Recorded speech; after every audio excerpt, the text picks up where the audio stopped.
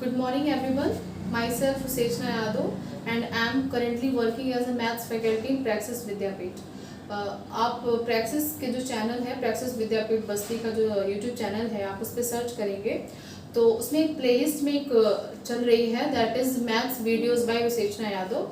तो उसमें अभी तक हमने जो कवर किया है that was the topic number system.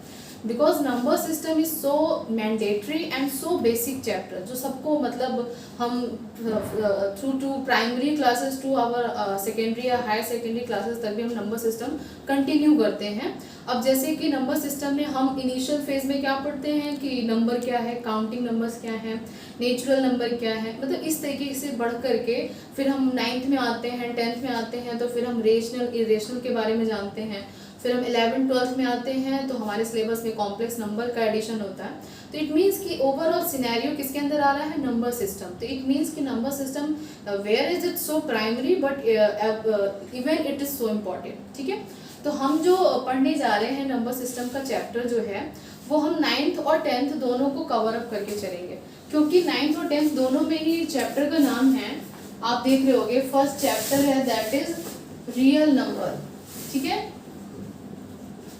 क्या नंबर चैप्टर का नाम क्या है, रियल नंबर। तो रियल नंबर जो चैप्टर है ये आपके 9th में भी है 10th में भी है। आप अगर उस वीडियोस को जाकर के चेक करेंगे तो उसका नाम नंबर सिस्टम विद हेडिंग है वो। तो नंबर सिस्टम में हमने 2 लेक्चर कंप्लीट किए थे। तो 2 लेक्चर में जब आप देखोगे तो एंड हुआ था इस बात पे कि जो नंबर सिस्टम को हमने क्लासीफाई किया था, फ्लो चार्ट बनाया था, उसको एक बार थोड़ा सा मैं ओवरव्यू दे देती हूँ कि हमने जो फ्लो चार्ट बनाया था तो नंबर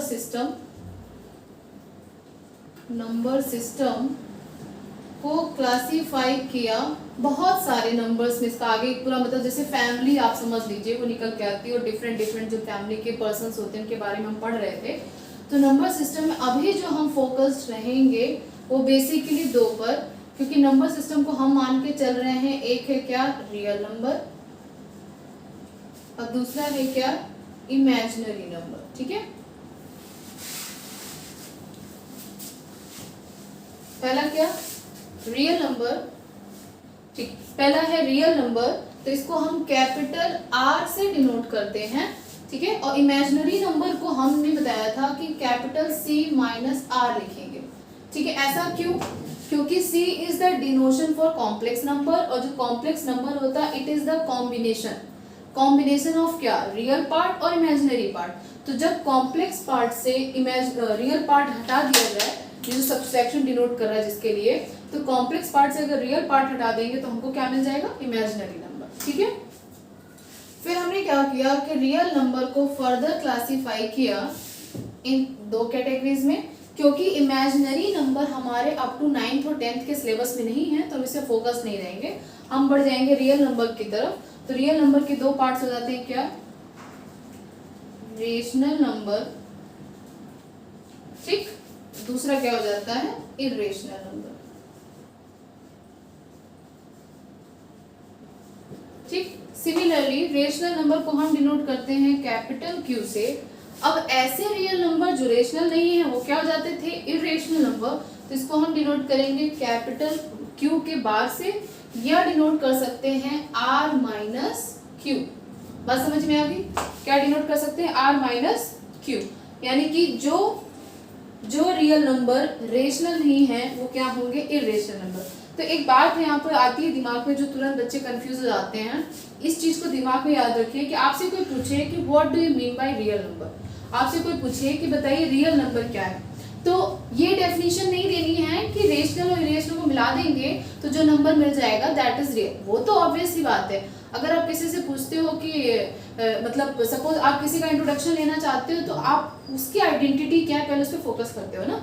तो रियल नंबर के अगर कोई डेफिनेशन पूछे तो आपको बोलना है कि real number are those numbers which can be represented on the number line. ऐसे नंबर जिनको हम नंबर लाइन पे रिप्रेजेंट कर सकते हैं, those are known as real number. अब रिप्रेजेंटेशन भी किसका किसका हो सकता है, रेशनल का भी हो सकता है और इरेशनल का भी हो सकता है। तो बात समझ में आ गई इतनी। तो हम इतना फ्लो चार्ट जान चुके थे, हम रेशनल नंबर की प्रॉपर्टीज पढ़ चुके थे, इरेशनल नंबर के टाइप्स पढ़ चुके थे, और इरेशनल नंबर कहते क्यों है ये भी देख चुके थे। On the basis of their decimal expansion भी देख चुके थे एक बार डेसिमल एक्सपेंशन को हम देखा, यहाँ पे एक बार फ्लो चार्ट बना दे रहे हैं।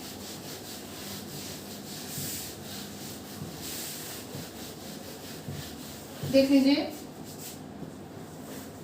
क्या बोल रहे हैं, डेसिमल एक्सपेंशन। ठीक है, अब एक और बात दिमाग में रखनी है कि डेसिमल एक्सपेंशन भी 2 टाइप्स का होता है, मतलब रेशनल इरेशनल के अलावा जो डेसिमल यानी कि जो दशमलव हम लिखते हैं वो भी 2 तरह के होते हैं। एक होता है क्या, एक्चुअल, और दूसरा होता है क्या, इम्प्लाइड। कैसे? फॉर एग्जाम्पल अगर हम लिखना चाहें 1.205, मान लीजिए कोई नंबर है, तो इसका दशमलव हटा दें अगर, तो क्या ये वैल्यू पहले जैसी रह जाएगी? नहीं। अब इसकी डिजिट, इसका वैल्यू, इसका न्यूमेरिकल थिंग पूरा चेंज हो गया, पूरा सिनेरियो बदल गया। तो इसका मतलब है कि ये डेसिमल जो था वो एक्चुअल था, इसको हम चेंज नहीं कर सकते, इसको हटा नहीं सकते। वेदर अगर ये नंबर ऐसे लिखा होता कि 1205.00, इसी नंबर को हम लिख देते 1205.40 बढ़ा दें, तो ये डेसिमल कैसा है? It is known as implied. मतलब आप ये दशमलव लगाओ न लगाओ, 0 कितने बढ़ाते चले जाए, उससे इसकी डिजिट, इसकी न्यूमेरिकल वैल्यू में कोई फर्क नहीं पड़ेगा। तो इसलिए ये क्या हुआ, डेसिमल एक्सपेंशन 2 तरह के होते हैं। अब इसके टाइप्स देख लीजिए, तो ये एक्चुअल हो गया और इम्प्लाइड। टाइप हमने क्या पढ़ा था, डेसिमल एक्सपेंशन के 2 टाइप्स पढ़े थे। ठीक, पहला है टर्मिनेटिंग। बच्चों को ये टर्म्स बहुत कंफ्यूजिंग करते हैं, बहुत कंफ्यूज करते हैं, लेकिन आपको थोड़ा ध्यान रखना है। हम इसको 2-3 मीनिंग्स बताएंगे। टर्मिनेटिंग, दूसरा क्या था, नॉन टर्मिनेटिंग। पहले ये 2 टर्म्स को समझिए। मतलब जब कोई वैल्यू दशमलव के बाद टर्मिनेट हो जाए, खत्म हो जाए, जैसे हम कहते हैं ना, हम तुमको टर्मिनेट कर देंगे, तुम ऐसे मतलब ऐसा काम करोगे, बुरी आदतें रखोगे तो आपको क्लास से टर्मिनेट कर दिया जाएगा। तो इट मीन्स कि आपको वहां से सस्पेंड कर दिया जाएगा, आपकी पढ़ाई छुड़वा दी जाएगी। वही सेम थिंग है कि टर्मिनेट इन द सेंस कि वहां पर वैल्यू डेसिमल की किसी डिजिट, हो सकता है दशमलव के 4 डिजिट, 5 डिजिट, किसी प्लेसेस के बाद जाके क्या हो रही हो, एंड। फॉर एग्जाम्पल अगर हम लिख रहे हो 0.00009, अगर ऐसा कोई आपके सामने नंबर लिखा हुआ है तो ये कैसा है, टर्मिनेटिंग। क्यों? दशमलव के बाद, डेसिमल के बाद 1 2 3 4 5 6 6th प्लेस पे जाकर के वैल्यू क्या हो गई है, खत्म हो गई है, एंड हो गई है। क्योंकि 9 के बाद हमने ना डॉट डॉट लगाया, ना 9 के ऊपर हम कोई बार लगा रहे हैं, ना आपको कहीं पे भी किसी डिजिट के ऊपर बार लगाया हुआ दिख रहा है, कुछ भी नहीं है ना। ये सिंपली क्या लिखा गया था, सिंपली क्या लिखा हुआ है, ये देखिए 0.0009 इतना ही लिखा हुआ। तो इसका मतलब ये क्या है, दशमलव की इस प्लेस पे कहीं ना कहीं जाके खत्म हो गई। सिमिलरली अगर लिखना हो जैसे कि 21,211 प्लस 0079251, मान लीजिए ये नंबर लिखा है, तो ये भी कैसा है, टर्मिनेटिंग। दशमलव के बाद देखिए कहीं ना कहीं किसी प्लेस पे जाके क्या हुई है, टर्मिनेट हुई है, एंड हुई है। तो ऐसे डेसिमल एक्सपेंशन को हम क्या कहते हैं, terminating. And this type of decimal expansions are only shown by, इससे कौन दिखाते हैं, रेशनल नंबर। ये डेसिमल एक्सपेंशन सिर्फ और सिर्फ किसके पास होता है, रेशनल नंबर के पास होता है। ठीक है, अब आ जाइए नॉन टर्मिनेटिंग में। तो जब, अब सेम वही बात है, जो डेसिमल एक्सपेंशन टर्मिनेटिंग नहीं होगा तो वो क्या होगा, नॉन टर्मिनेटिंग होगा। तो नॉन टर्मिनेटिंग का जैसे मतलब मान लीजिए अगर हम लिखना चाहें 10/3 को डिवाइड करें, ठीक है, 10/3 को डिवाइड करें तो क्या आएगा, 3.3333 एंड सो ऑन। बात समझ में आ गई?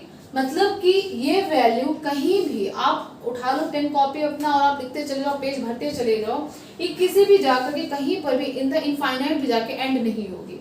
तो इसका मतलब है कि जो एंड सो ऑन के 3 डॉट लगाए जाते हैं, ये शो करता है ये बात को कि ये वैल्यू जो है वो कभी भी खत्म नहीं होने वाली है, इसलिए इसको हम बोल देते हैं नॉन टर्मिनेटिंग, खत्म ना हो। तो ये जो 10/3 है, अब आपको तुरंत दिमाग में आया, अरे ये तो 10/3 यानी कि तो रेशनल नंबर है, तो इसका मतलब बिल्कुल बात सही है। नॉन टर्मिनेटिंग में फिर से 2 केसेस मिल जाते थे, ये आपको उस वीडियो में मिल जाएगा, हम फिर से दोबारा रिपीट कर रहे हैं, फिर से मिल जाएंगे। क्या हो जाएगा, एक होता है क्या, रिपीटिंग, ठीक है, और दूसरा नॉन रिपीटिंग। ठीक है। अब इतनी बात दिमाग में रहनी चाहिए कि जो वैल्यू डेसिमल के बाद खत्म हो रही है उसमें हम ये नहीं देखते हैं कि वैल्यू रिपीट हो रही कि नहीं हो रही, क्योंकि हम इसमें देखने की जरूरत ही नहीं है।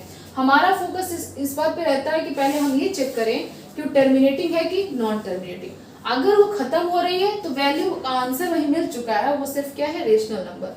अगर वो खत्म नहीं हो रही तो हमारे दिमाग में तुरंत नए दो केसेस आने चाहिए कि वो रिपीटिंग है कि नॉन रिपीटिंग।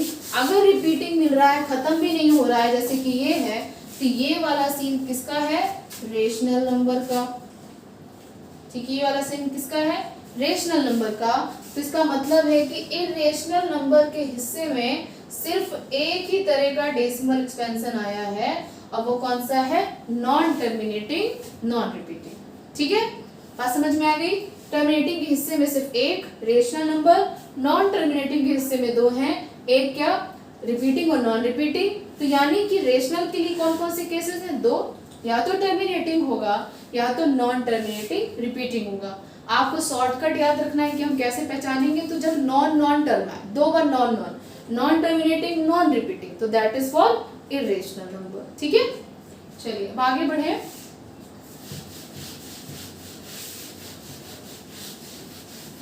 ये आपको 9th में भी बताना होता है, इसके क्वेश्चंस आते हैं, और आपके इसके क्वेश्चंस 10th में भी आते हैं। तो जैसे फॉर एग्जांपल आपसे सीधा क्वेश्चन पूछ लिया जाता है कि क्वेश्चन है, मान लीजिए दिया हुआ है आपके बुक में कि फॉर एग्जांपल 243/17 मान लीजिए दे दिया गया। ठीक है, तो ये कैसा नंबर है, ऑब्वियसली ये क्या है, क्यू। क्यू का मतलब आप ऐसे लिख सकते हो कि किस फॉर्म में है, ये p/q के फॉर्म में है, वेयर q = 17 है, यानी कि डिनोमिनेटर 17 दिया हुआ है, और ये बिल्कुल हमको रेशनल नंबर लग रहा है। तो अब रेशनल नंबर के पास हमने बताया ना डेसिमल एक्सपेंशन के दो केसेस हैं। पहला क्या, या तो ये क्या होगा, टर्मिनेटिंग, और दूसरा क्या होगा, non terminating and repeating. Repeating को हम और भी क्या बोलते हैं, रिकरिंग। कहीं भी लिखा मिल सकता है आपको, नॉन टर्मिनेटिंग एंड रिपीटिंग लिखा हो या नॉन टर्मिनेटिंग एंड रिकरिंग लिखा हो। तो अब मान लीजिए ये जो नंबर है इसको पहचानना है बिना डिवीजन किए, बिना डिवाइड किए, बिना कॉपी पेन का फालतू यूज किए, आपको देख के बताना है कि क्या आप बता सकते हो इसका डेसिमल एक्सपेंशन कैसा होगा। तो आप तुरंत पुराने लेक्चर्स में ये दिया हुआ, हम दोबारा रिपीट कर रहे हैं ये चीज कि आपको किस पे फोकस करना होता है, डिनोमिनेटर पे। ठीक है, तो 17 को अगर हम प्राइम फैक्टराइजेशन करें तो 17 के प्राइम फैक्टराइजेशन में यानी कि 17 × 1 मिलेगा। बात समझ में आई। प्राइम फैक्टराइजेशन का मतलब ये होता है कि जब बड़ी डिजिट को उसके छोटे प्राइम फैक्टर्स में तोड़ के लिख देना। लेकिन 17 is the already prime number, तो it has only 2 factors, that is 1 and itself, है ना। तो जब प्राइम नंबर इसके दो ही फैक्टर्स होते हैं तो 17 × 1 लिख दिया गया। तो अब आप क्या देख रहे हो कि इसका प्राइम फैक्टराइजेशन किस फॉर्म में नहीं है, it is not equal to 2m × 5n। ये इस फॉर्म में नहीं है, where m and n belongs to integer. बात समझ में आ गई। ये जो m और n है किसको बिलोंग कर रहे हैं, इंटीजर होने चाहिए, और ये इस फॉर्म में नहीं है ना। 17 को हम 2 के फॉर्म में तोड़ के लिख सकते हैं ना 5 के फॉर्म में लिख सकते हैं। तो इसका मतलब जब इस तरीके का डिनोमिनेटर का प्राइम फैक्टर ना हो तो उस केस में इसका जो डेसिमल एक्सपेंशन होगा वो कैसा हो जाएगा, नॉन टर्मिनेटिंग रिपीटिंग। बात समझ में आ गई। और मान लीजिए सेम ही क्वेश्चन आपको पूछ लिया जाता, लिखा होता, बताइए कि 4377/120, मान लीजिए ये लिखा होता। ठीक है, तो हम फिर से क्या करेंगे, आपको डिवीजन नहीं करना है, आपको सीधे क्या करना है, डिनोमिनेटर का क्या करेंगे, प्राइम फैक्टराइजेशन। तो हम देख रहे हैं 120 का प्राइम फैक्टराइजेशन तो कितना आएगा, 260, ठीक है, 230, देन 215, देन 3, फिर 5, फिर 5। बात समझ में आ गई। ये क्या है, प्राइम फैक्टर्स में, इसको हमने तोड़ लिया। तो हम क्या लिख सकते हैं, इधर देख लीजिए, 120 को हम लिख सकते हैं 2 का क्यूब, है ना, इंटू 3 इंटू 5 लिख सकते हैं। लेकिन अब तुरंत बच्चों के दिमाग में आया, अरे इसमें तो 2 भी है 5 भी है, तो इसका मतलब है कि इसका डेसिमल एक्सपेंशन कैसा हो जाना चाहिए, टर्मिनेटिंग हो जाना चाहिए। बट नहीं, क्यों? क्योंकि हमारी कंडीशन क्या कहती है कि हमको सिर्फ और सिर्फ 2 और 5 का फैक्टर चाहिए। जैसे ही इन दोनों प्राइम फैक्टर्स के अलावा कोई तीसरा भी आ जाता है तो ये फिर से हमको क्या दे देगा, नॉन टर्मिनेटिंग और रिपीटिंग दे देगा। इसका मतलब अगर हम इसको बिना डिवाइड किए बताना चाहें, बिना डिवीजन किए बताना चाहें, तो इसका डेसिमल एक्सपेंशन कैसा मिलेगा, नॉन टर्मिनेटिंग एंड रिपीटिंग। कैसा मिलेगा, नॉन टर्मिनेटिंग एंड रिपीटिंग। तो चलिए अब एक वो केस देख लेते हैं जब टर्मिनेटिंग आ रहा हो। चलिए वो केस देखते हैं जब हमको डेसिमल एक्सपेंशन कैसा मिल रहा हो, टर्मिनेटिंग मिल रहा हो। तो फॉर एग्जांपल नंबर ले रहे हैं हम 723 डिवाइडेड बाय 50। ठीक, बात समझ में आ गई। 723 को हम डिवाइड कर रहे हैं 50 से, तो फिर से वही बात है कि इसको हमने लिख दिया p बाई क्यू के फॉर्म में, वेयर डिनोमिनेटर जो है 50 वो क्या है, q इज इक्वल टू 50 हो गया। क्या करें 50 का प्राइम फैक्टराइजेशन करें तो क्या लिख सकते हैं, 2 × 5 का स्क्वायर लिख सकते हैं। बात समझ में आई। 50 का प्राइम फैक्टराइजेशन क्या हो सकता है, 2 × 5 का स्क्वायर। तो अब आप देख के बताओ जल्दी से कि तो आपको दिख रहा है, समझ में आ रहा है कि इसका जो फॉर्म है ये बिल्कुल हमको किसके टर्म में मिल गया, 2 to the power m into 5 to the power n के फॉर्म में, where m and n both belongs to integer। यहाँ बताइए 2 की पावर क्या है, 1। बच्चों में अक्सर कंफ्यूजन ये हो जाता है कि अगर मान लीजिए कोई डिजिट आपके सामने लिख दी जाए 2 × 3 × 5 × 7, मान लीजिए कुछ ऐसा लिखा हो, तो इनकी पावर क्या चल रही है, 1 चल रही है, 0 नहीं है इनकी पावर क्या है, इनका एक्सपोनेंट क्या है, 1 है। ठीक है, बात समझ में आई। तो अब आप देखिए बताओ यहाँ पर m की वैल्यू क्या मिली, 1, और n की वैल्यू क्या मिली, 2। m की वैल्यू क्या है, 1, n की वैल्यू है 2, और they both belongs to integer. और इसका मतलब है कि 50 हमको किस फॉर्म में मिल चुका है, 2 to the power m into 5 to the power n के फॉर्म में। इस वजह से इस जो नंबर दिया गया है, जो फ्रैक्शन के फॉर्म में है, इसका डेसिमल एक्सपेंशन कैसा हो जाएगा, इसका कैसा हो जाएगा, क्योंकि इस फॉर्म में है तो इसका डेसिमल एक्सपेंशन मिला हमको टर्मिनेटिंग। टर्मिनेटिंग का मतलब है कि अगर हम डिवीजन करके देखें तो इसका नंबर दशमलव के बाद किसी ना किसी प्लेस पे जाकर के एंड होगा, टर्मिनेट होगा। ठीक है, चलिए तो आपको ये दो चीजें समझ में आ गई कि आपको ऑलरेडी पुराने वीडियो लेक्चर में मिल जाएगा, ये रिवीजन था। अब जो हम क्वेश्चन सॉल्व करने जा रहे हैं, आपसे जो क्वेश्चन पूछा जाता है कि सपोज आपके सामने कोई non terminating repeating decimal expansion लिख के दे दिया गया, सच एज क्वेश्चन है कन्वर्ट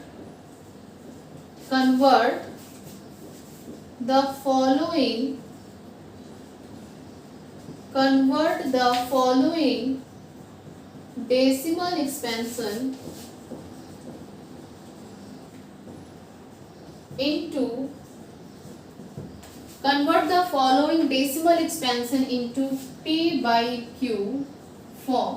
ठीक है, ये है क्वेश्चन। आपसे कहा गया कि आपके सामने कोई डेसिमल एक्सपेंशन दिया गया है, उसको उसके p by q फॉर्म में कन्वर्ट करिए।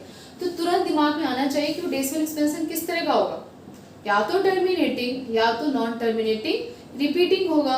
क्योंकि नॉन टर्मिनेटिंग नॉन रिपीटिंग अगर डेसिमल एक्सपेंशन लिखा हो तो उसको आप p by q के फॉर्म में नहीं लिख सकते, because that decimal expansion belongs to irrational number. Non terminating non repeating लिखा हो तो उसको आप p by q फॉर्म में कभी नहीं लिख पाएंगे, क्योंकि वो इरेशनल नंबर है। तो इस वजह से देखिए इसका सॉल्यूशन, जैसे फॉर एग्जांपल हम पहला क्वेश्चन दे रहे हैं 47.359। मान लीजिए कोई डेसिमल एक्सपेंशन दिया हुआ है और आपसे कहा गया कि इसको p by q के फॉर्म में कन्वर्ट करो।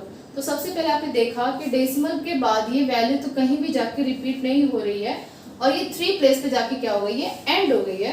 तो इसको हम लिख सकते हैं सिंपली 47,359 अपॉन 1000। ठीक है, लिख दिया गया। ये किस फॉर्म में हो चुका है, p by q के फॉर्म।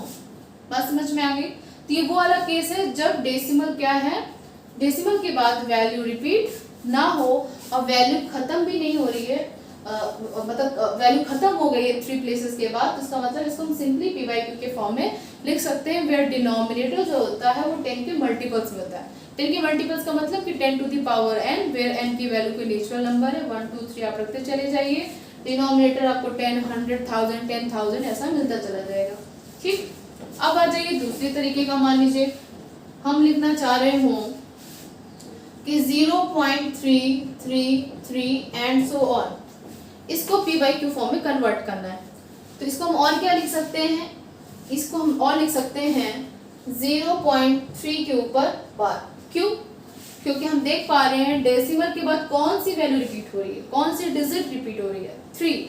कई बार ऐसा होता है कि डेसिमल के बाद कोई पैटर्न रिपीट हो रहा होता है, पैटर्न मतलब कि 4 प्लेसेस 5 डिजिट्स रिपीट हो रही होती हैं, यहाँ पर क्या सिर्फ 1 डिजिट रिपीट हो रही है, तो हम इसको लिख सकते हैं 0.3 के ऊपर बार लगा दिया।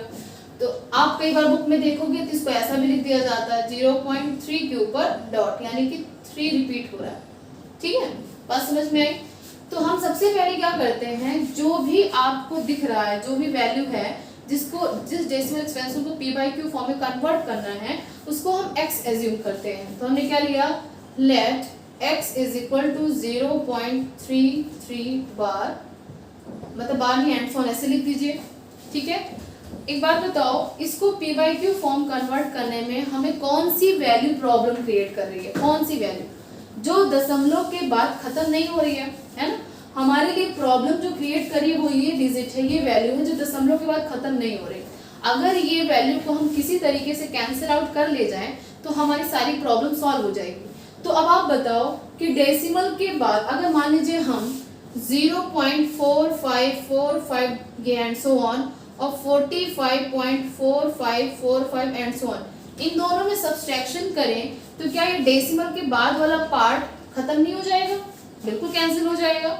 जब हम सब्सट्रैक्शन करते जैसे क्या मान लीजिए 27.45 होता और 0.45 होता, तो हम क्या सब्सट्रैक्शन करते हैं, डेसिमल की तरफ वाली जितनी वैल्यू है, क्योंकि वो दोनों सेम है इस वजह से वो क्या हो जाएंगे, सब्सट्रैक्ट हो जाएंगे।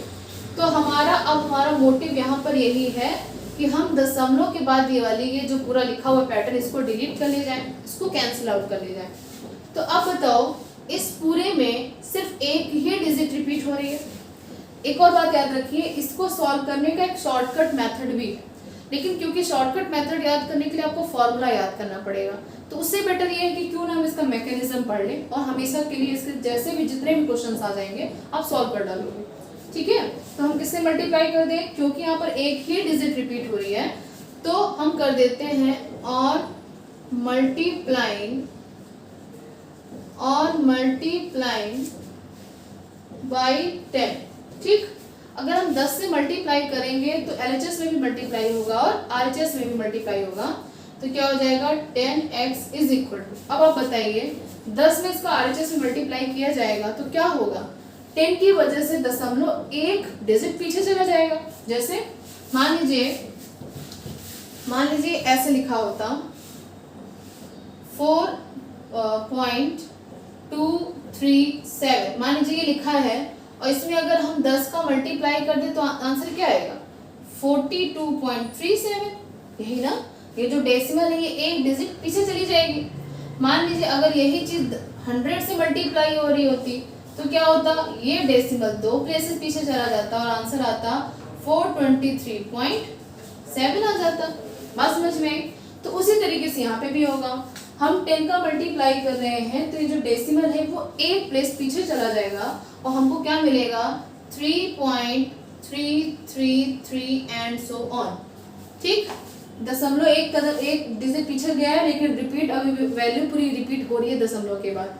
अब ध्यान से देखो, अगर हम इस इक्वेशन से इसको हम इक्वेशन फर्स्ट दे देंगे और इसको इक्वेशन सेकंड दे देंगे।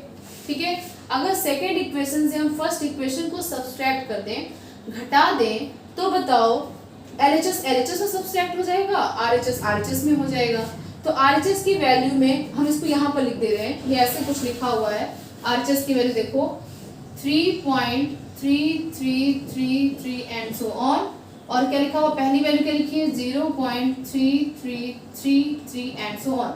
ठीक, लिखा हुआ है, सब्सट्रैक्ट करेंगे तो क्या हो जाएगा, ये जो दशमलव के बाद वाली पूरी वैल्यू क्या हो जाएगी 0 और इधर क्या आ जाएगा आंसर सिर्फ 3। बात समझ में आ गई? सिर्फ इधर आंसर क्या आ जाएगा 3 आ जाएगा। तो अब हम करेंगे क्या सब्ट्रैक्टिंग